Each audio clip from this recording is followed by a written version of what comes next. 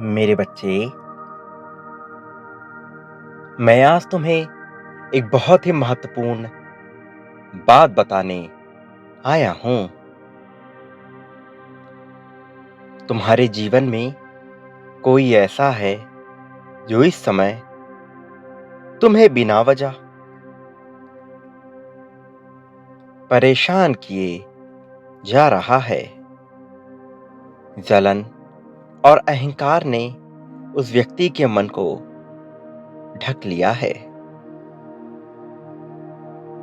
मैं जानता हूं तुम अपने जीवन में बहुत ज्यादा शांति और सुकून की तलाश में हो, लेकिन कुछ बाहरी व्यक्तियों और कुछ अंदरूनी कमी की वजह से तुम उस शांति को प्राप्त नहीं कर पा रहे हो।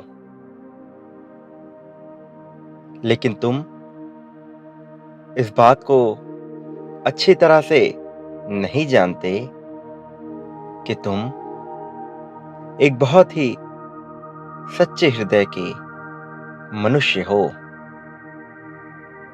तुम्हारा मन इतना साफ है कि तुम कभी-कभी खुद पर ही संदेह करने लग जाते हो। इसके अलावा तुम्हारे मन में भय भी बैठा हुआ है और ये भय तुम्हें मुक्त जीवन जीने नहीं दे रहा। तुम खुलकर अपनी बात नहीं कह पाते। इस वजह से कई बार तुम वहां भी गलत साबित हो जाते हो जहां तुम्हारी गलती ही नहीं होती। पर क्या तुम ये जानते हो कि इन सब के बावजूद तुम में एक बहुत अच्छी अच्छाई भी छुपी है। मेरे बच्चे, तुमने भले ही कष्ट देखा हो, मुश्किलें झेली हो, भले ही तुम्हारे अंदर कमियां हो, अपनी गलतियों पर पछतावा किया हो तुमने, अकेले में रोए हो तुम, लेकिन फिर भी तुमने हमेशा खुद में सुधार करने की कोशिश की है। मेरे प्रिय, तुम्हारी ये आदत बहुत ही अद्भुत है, विचित्र है और तुम्हारे इसी गुण ने पूरी प्रकृति को तुम्हारी सहायता करने को मजबूर कर दिया है। तुमने अपने कर्मों से अपना भाग्य लिखना प्रारंभ कर दिया है। समय को अपने पक्ष में काम कराने का प्रयास किया है तुमने।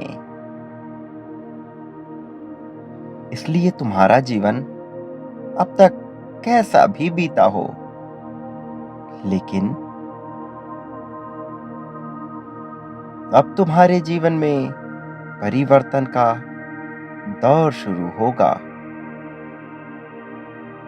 ऐसा परिवर्तन जो पूरी तरह से सकारात्मक होगा